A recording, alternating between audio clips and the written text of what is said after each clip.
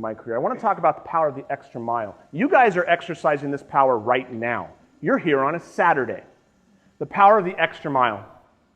As a principal, I do a monthly video message to my school community. I don't do a newsletter. Why? Because people don't read newsletters. Okay? At least not a lot of them. I've chosen to instead do a monthly video newsletter, kind of like a selfie video where we talk about the events, upcoming, plan for the month, exciting things, and if there's things that we need to talk about to parents, I put it in a video and we put it out. We email it, we put it on our webpage, YouTube, social media channels, we put it out there. Each month, the average number of views that I get is like 70, 80. I'm lucky if we break 100. Okay, I'm not a YouTube star. And sometimes I remember thinking like, gosh, I'm going the extra mile. I'm doing this video. I'm putting the captions and everything in. Only 70 people are watching this? Why am I doing this? Until one of my parents, my school parents, emailed me and said, Mr. Coley, I just wanted to tell you that my first grade son loves your Coley Cast videos. And she sends me a picture of a 6-year-old sitting in front of his computer watching me talk about don't double park in the front loop. Yet he is just enthralled. So after, it's like, you know what? The extra mile's working for him. I think I need to keep doing this. It's working for him. My last year in the classroom before moving into administration, I created a classroom tour video. If you have not done something like this, incredibly easy because you can do it with this. I created a classroom tour video a few days before school started. It looks kind of like this. Hey boys and girls, moms and dads, this is Mr. Coley, and if you're going to attend my classes here, I thought I'd take a moment and give you a little kind of a sneak peek to let you know what the classroom looks like.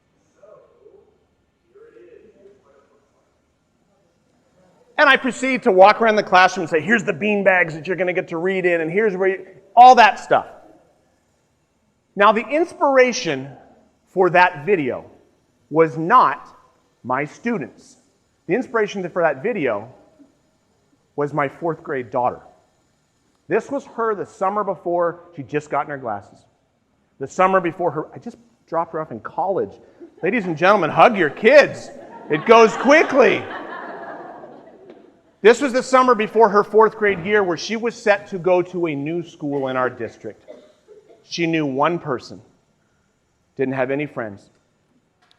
And she was very anxious about starting school. And despite my wife and I trying to reassure her, because we knew she was going to rock it, but it's hard to explain that to a 9-year-old, that she's going to rock it. And I remember just thinking, gosh, if she could just see her classroom, if she could just hear her teacher's voice.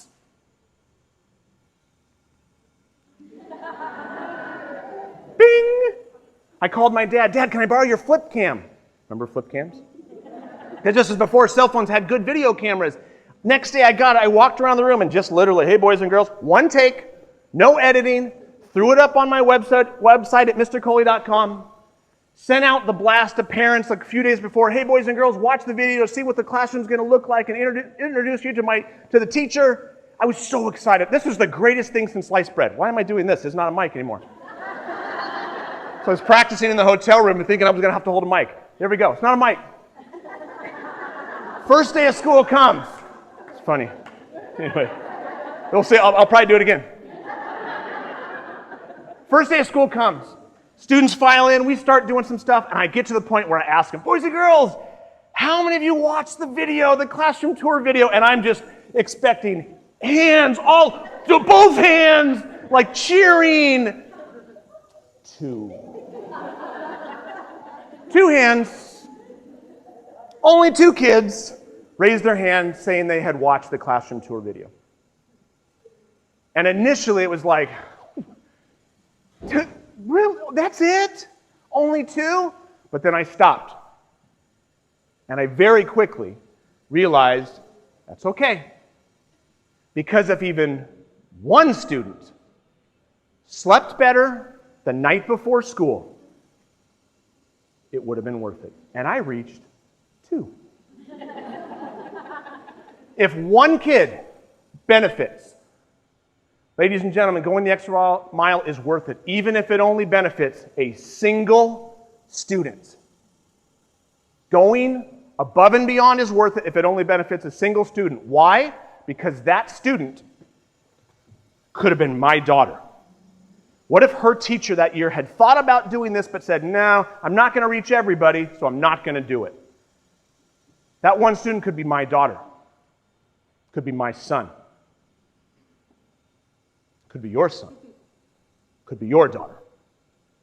Whatever it is that you're thinking of doing, even if, do not let the idea that it may not reach everybody. Of course, do we want to reach everybody? Absolutely. No child left.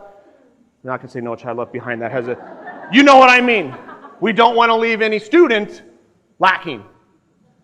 But if you're going to go above and beyond, do it. Because if it benefits one kid, it's worth it because that one kid could be your kid.